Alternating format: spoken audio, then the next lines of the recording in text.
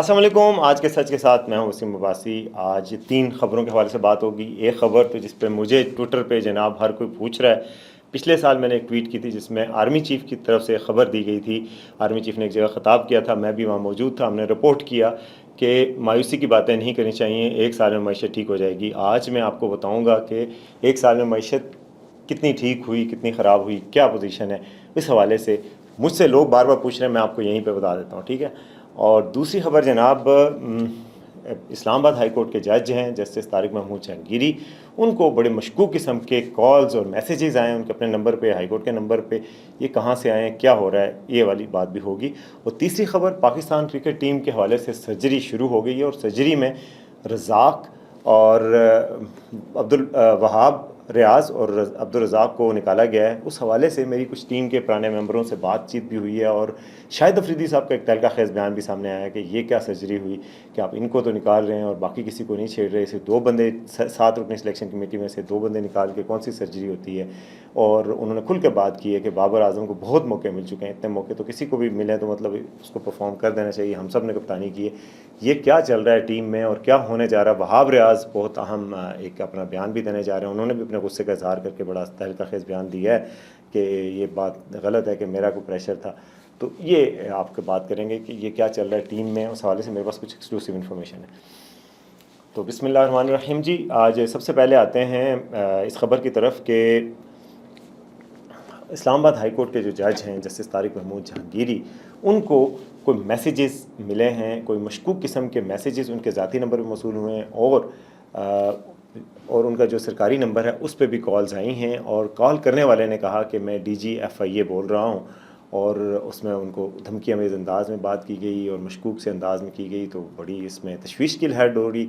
जज साहब ने ज़राए के मुताबिक फिर रजिस्ट्रार ऑफिस से कहा कि FIA के नोटिस में मामला लाएँ, FIA से चेक करें। जब चेक करवाया गया तो ये पाया गया कि DGFIA साहब ने कोई कॉल नहीं की थी। मैं आपको बताऊँ, DGFIA तो अभी एक सदमे से गुजर रहे हैं। अभी उनके बेटे की डेथ हुई है कैंसर से और जवां साल बेटे की डेथ ज़ाहिर है एक बहुत बड़ा सदमा होती है। तो उन्होंने तो कोई कॉल ऐसी करनी नहीं थी और ये बिल्कुल सही बात है कि उन्होंने कोई कॉल नहीं की।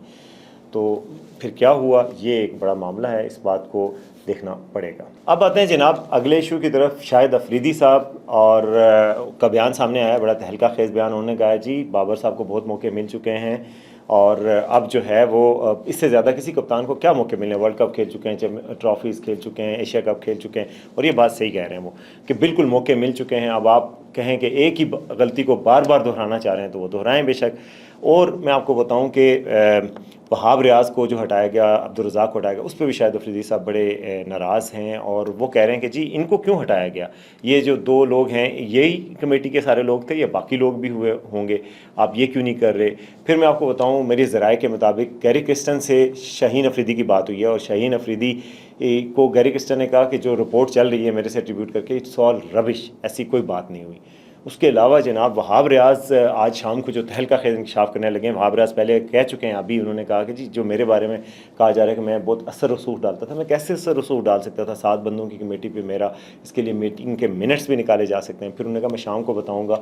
मैं आपको बताऊँ कि वो शाम को क्या बात करने जा रहे हैं, उसके हवाले से मुझे कुछ सुनगुन मिली है। ज़राए के मुताबिक मेरी कुछ लोगों से बात भी हुई है जो कि PCB में अहम जगहों पर हैं। तो उन्होंने बताया कि जी वहाब रियाज तो ये कहना चाह रहे हैं कि जी आप ये बताएं कि सिलेक्शन कमेटी में कौन कौन लोग शामिल थे, मेरा कितना कसूर था।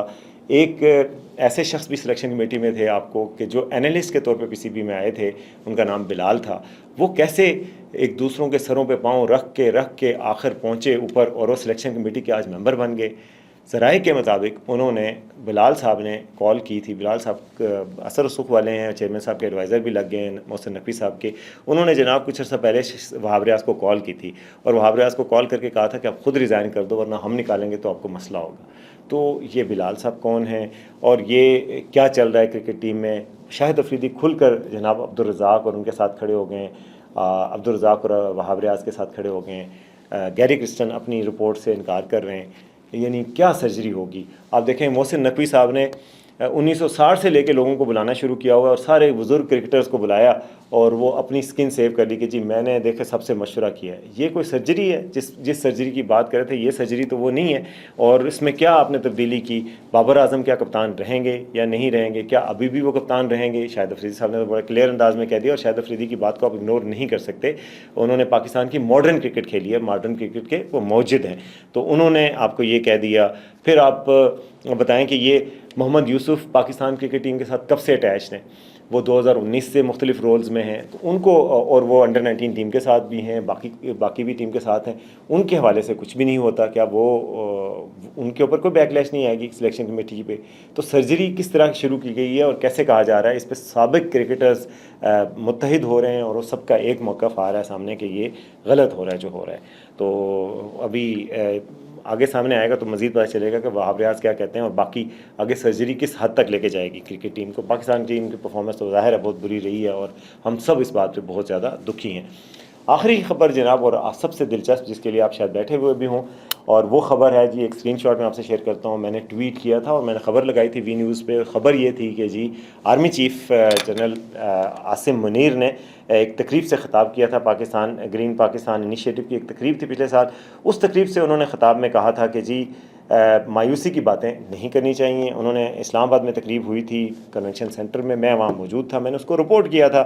ہیڈ لائن خبر کی لگی 1 سال میں معیشت ٹھیک ہو جائے گی, مایوسی کی باتیں پروپیگنڈا ہیں, army chief general Asim Munir. اچھا, خبر میں کیا تھا جی؟ Army chief general Syed Asim Munir نے کہا ہے کہ زرعی اصلاحات سے پاکستان کی معیشت 1 سال میں درست سمت میں آ جائے گی. پاکستان کے بارے میں مایوسی کی باتیں کرنے والے غلط پروپیگنڈا کر رہے ہیں. اسلام آباد میں وہ فوڈ سیکورٹی کا سیمینار تھا, کسان بھی آئے ہوئے تھے سارے. ان سے خطاب کرتے آرمی چیف نے کہا تھا کہ پاکستان میں لوگ مایوسی اور حوصلہ شکنی کی باتیں کرتے ہیں, لیکن ایسا نہیں ہے. اور انہوں نے کہا تھا کہ معیشت پاکستان کی بہتر پکچر بھی دیکھنی چاہیے. آپ دیکھیں کہ باقی چیزیں پاکستان میں کتنا پوٹینشیل ہے, پاکستان میں کھیتوں میں کتنا پوٹینشیل ہے, منرلز کا کتنا پوٹینشیل ہے. اس پوٹینشیل کو ٹیپ کریں تو پاکستان کی معیشت بہتری کی طرف جا سکتی ہے. یہ بات انہوں نے کی تھی. اب جناب لوگ ٹویٹر پہ, خاص طور پہ پی ٹی آئی کے دوست اور باقی لوگ مجھے کہہ رہے ہیں کہ جی یہ دیکھیں کیا ہو گیا. میں نے نہیں تقریر کی تھی, میں نے تو رپورٹ کی تھی, لیکن میں آپ کو کچھ انالیسس دے دیتا ہوں کہ پچھلے سال اور اس سال کے درمیان کیا فرق ہوا ہے اور معیشت بہتر ہوئی ہے کہ بری ہوئی ہے. اور پھر آپ آخر میں اپنا تجزیہ بھی بتا دوں گا. لیکن میں آپ کو بتاؤں, میری ابھی بات ہوئی تھی پاکستان کے مشہور اکانومی کے جرنلسٹ ہیں مہتاب حیدر صاحب, معیشت کے ماہرین سے بھی بات ہوئی. میں خود بھی ظاہر ہے چیک کرتا ہوں اور دیکھتا ہوں. آج بتائیں کہ جو ڈالر ہے, پچھلے سال میں ڈالر جس ریٹ پہ تھا آج بھی تقریباً 279 روپے کا, پچھلے سال بھی تقریباً 10 جولائی کو تھا, اب بھی 279 روپے کا ہے. ڈالر کی اسٹیبل پرائس آئی ہے. اس سے پہلے ڈالر ہمیشہ اٹھتا ہی رہا ہے. پہلے نون لیگ کے دور میں تھوڑا سا اٹھا, پھر پی ٹی آئی کے دور میں ایک دم بہت زیادہ اٹھا, پھر نون لیگ کے 16 ماہ میں بہت زیادہ اٹھا. تو وہ ڈالر کی ریٹ وہ اسٹیبل ہوا ہے, یہ جو بہتری ہوئی ہے. پچھلے سال جو گروتھ تھی ہماری جی ڈی پی گروتھ, وہ نیگیٹو میں تھی, کوئی 0.4% -0.4%. اب جو ہے وہ پازیٹیو میں آئی ہے, وہ 2.38 ہو گئی ہے. یہ الگ بات ہے کہ یہ گروتھ سفیشینٹ نہیں ہے. پاکستان کی آبادی جس طرح گرو کر رہی ہے, یہ گروتھ اتنی کے برابر بھی اس کو میٹیگیٹ نہیں کر رہی. تو اس لیے ہم یہ نہیں کہہ سکتے کہ بس ہم نے تو ترقی کی راہیں طے کر لی ہیں. میں یہ کہہ رہا ہوں کہ پچھلے سال سے تھوڑی سی بہتر ہے. یہ میکرو اکنامک انڈیکیٹر ہیں. عوام کی حالت میں, اور آپ دونوں جانتے ہیں کہ عوام کی حالت میں بہتری نہیں بلکہ ابتری ہوئی ہے. اچھا, مہنگائی پچھلے سال 22-23% پہ تھی, 21-22-23% پہ تھی. اس سال اس سے نیچے آ چکی ہے اور پروجیکٹڈ ہے کہ 12% پہ مہنگائی آ جائے گی, انفلیشن. اس لیے اور عام آدمی مہنگائی میں کمی محسوس تب کرے گا جب بہت زیادہ کمی ہوگی. وہ ہو نہیں رہی, یعنی 12% اور گروتھ ہوئی ہے پچھلے سال کے مقابلے میں, تو ظاہر ہے پھر عام بندہ مہنگائی کمی کیسے محسوس کرے. اسٹاک مارکیٹ بہتر ہوئی ہے. اسٹاک مارکیٹ آپ دیکھ رہے ہیں ریکارڈ توڑ رہی ہے. 100 انڈیکس جو ہے 80,000 تک پہنچ گیا تھا کل. اس کے علاوہ پاکستان کی لیکن اب میں آپ کو بتاتا ہوں, یہ تو انڈیکس ہیں اور یہ اشاریے ہیں. اور پھر اس کے علاوہ جناب جو ریمیٹنسز ہیں فوراً وہ بڑھنا شروع ہوئی ہیں. کل ہی پچھلے مہینے کے مقابلے میں, پچھلے سال جون کے مقابلے میں اس سال جون میں 44% انکریز ہوا ہے جو باہر سے ہمیں زر مبادلہ آتا ہے, جو پاکستانی باہر سے بھیجتے ہیں. پچھلے 2-3 مہینے سے لگاتار یہ ٹرینڈ آ رہا ہے کہ بڑھ رہی ہیں. یعنی کہ میکرو اکنامک, یہ جو بڑے بڑے اکنامک سٹینڈرڈ سے دیکھا جائے تو تھوڑی سی بہتری ہوئی ہے. سبسٹینشل نہیں لیکن تھوڑی سی. مگر جو میرے اور آپ کی زندگی ہے اس میں کوئی بہتری نہیں ہوئی, بلکہ ابتری ہوئی ہے. کہ آپ دیکھیں مہنگائی ہمیں فیل ہوتی ہے, ہمارے بجلی کے بل بڑھ گئے ہیں, ٹیکس بڑھ گئے ہیں, جس کی وجہ سے عام بندہ خوش نہیں ہے.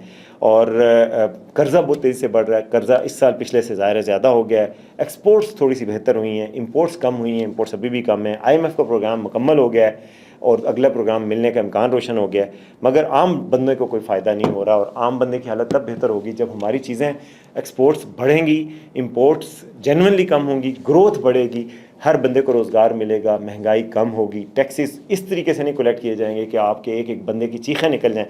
تو معیشت کی یہ حال ہے بھائی. میری طرف سے یہ جواب ہے. باقی جو ہے وہ میں جو خبر کی تھی، میں آپ کو اس خبر کا یہ خبر دیا تھا، ڈونٹ شوٹ دا میسنجر، تو خبر یہ دی تھی. باقی جواب جو ہے وہ آپ کو شاید ادھر سے مل جائے گا. تو اب تک کے لیے اتنا ہی. دیکھتے رہیے آج کا سچ.